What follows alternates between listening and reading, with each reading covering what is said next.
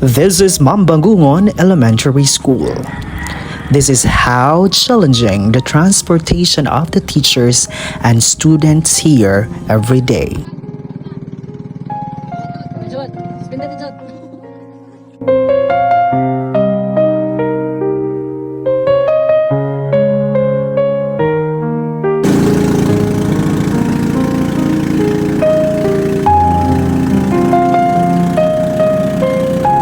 This is the school status before pandemic time.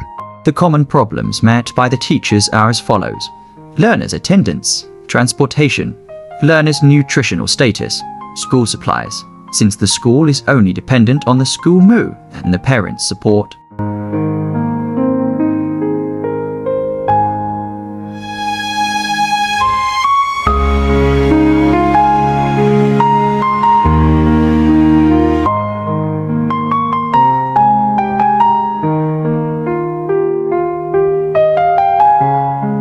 In the year 2021, a blessing came that changes the whole course of the storyline of Mambangungon Elementary School, isolated in the heart of the marshland in La Paz, Agusan del Sur.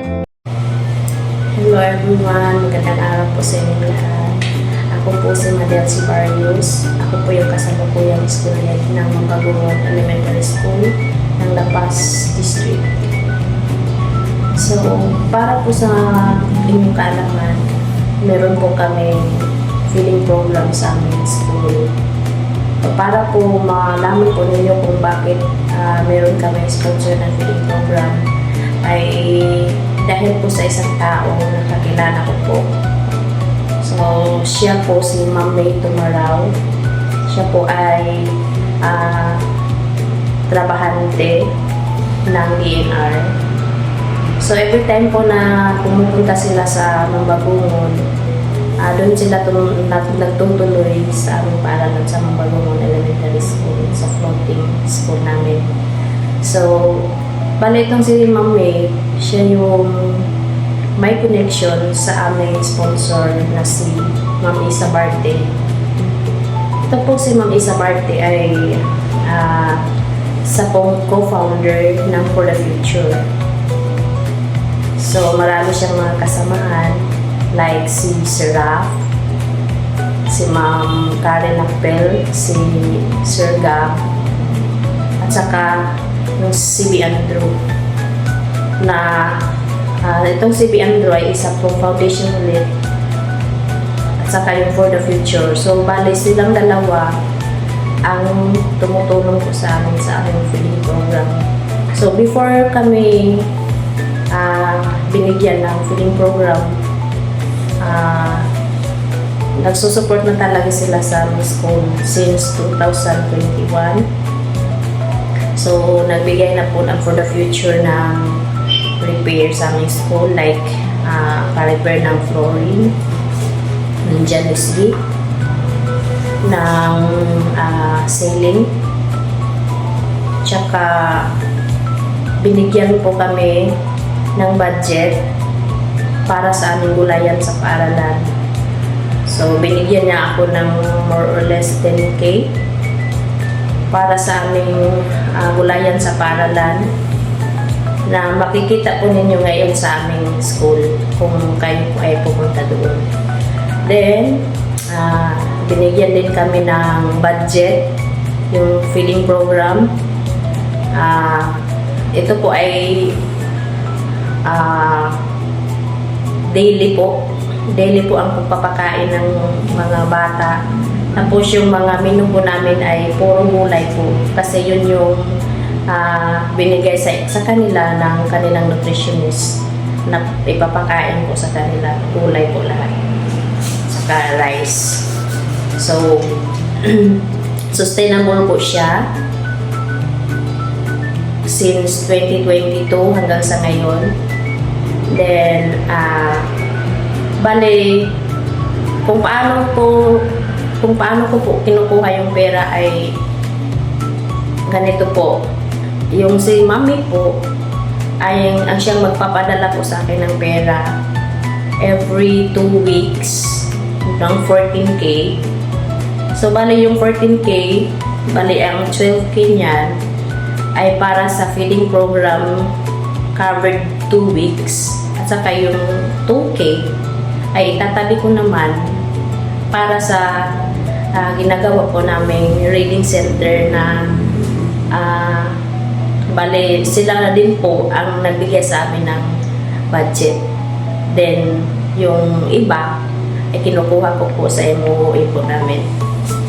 So, bali, yung 2K na ipapadala po nila, tatabi ko yan. Tapos, sa susunod na magpapadala ulit, itatabi ko ulit ang 2K hanggang sa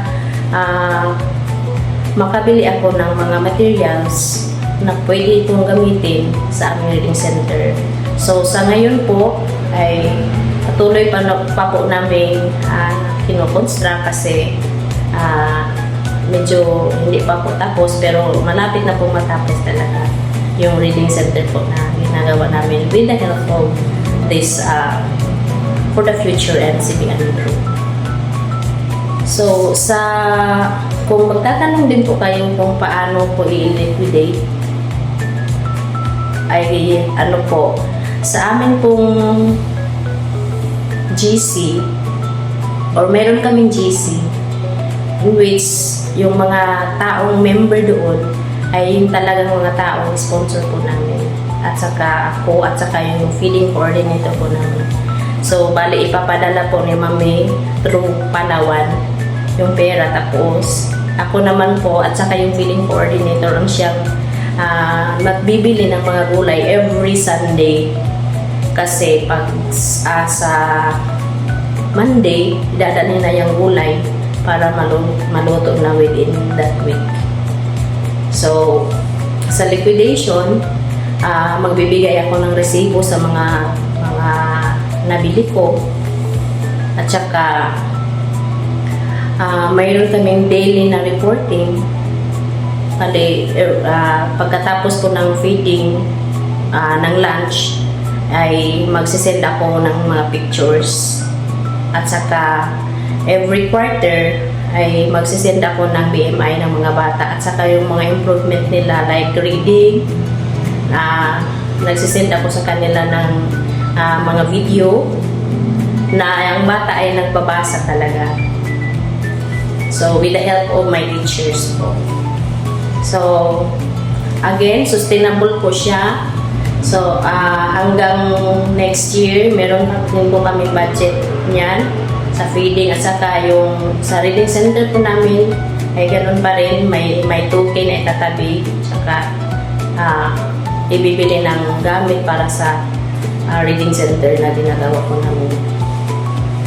So, kung paano naman po ang pagluto o kung sino yung nagpa-facilitate ng pagluluto, ay meron po kaming grupo ng mga parents every day. Every day, merong isang grupo na siyang naka-assign sa pagluluto at sa pag-facilitate mismo sa lunch ng mga bata. So, bali, yung mga bata sa lunch ay hindi na sila uuwi ng bahay. Sa school na talaga sila kumakain. Then after that, yun na, nagbabasa sila after eating kasi hindi naman sila pwedeng umala kaya wala namang magaganaan doon. So, sa mga teachers, nagpapasalamat ako sa kanila kasi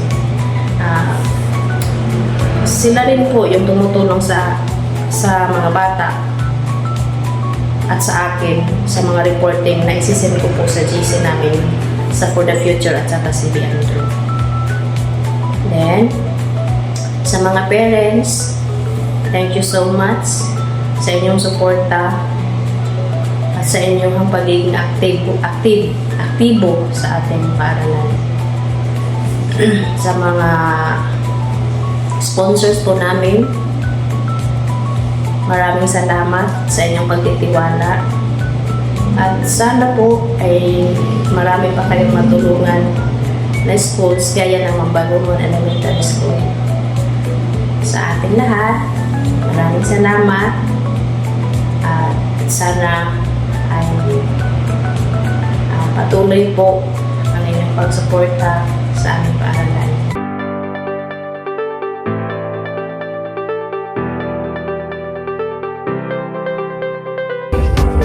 As a teacher of Mambagungon Elementary School, isang paaralan na matatagpuan sa liblib na lugar at nasa katubigan pa, ay taos-pusong nagpapasalamat sa aming sponsor sa feeding program at gulayan sa paaralan. Malaking tulong po ito sa mga batang pinaglilingkuran namin. Karamihan sa kanila ay nangangailangan ng dagdag na suporta at nutrisyon at edukasyon. Sa tulong ng feeding program ay naging aktibo at masigla ang mga mag-aaral sa klase. Ang gulayan namin ay nagsilbing praktikal na paraan upang matutong magtanim, kumain ng masustansyang pagkain at mahalin ang kalikasan. Sa kabila ng aming lokasyon, sa malayong lugar, naramdaman po namin ang presensya at pagmamalasakit ng inyong tulong sa isang ekspresyon, hindi lamang sa mga bata, pati na rin sa aming mga guro at mga magulang.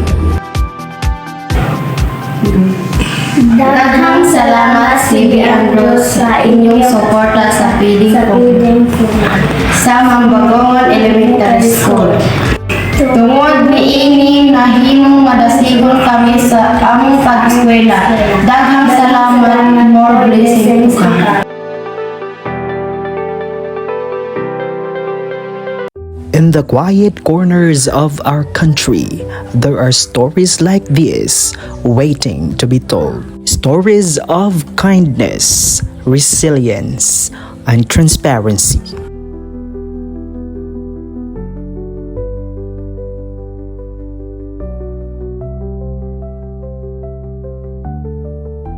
This is Mambagungon Elementary School, floating forward together.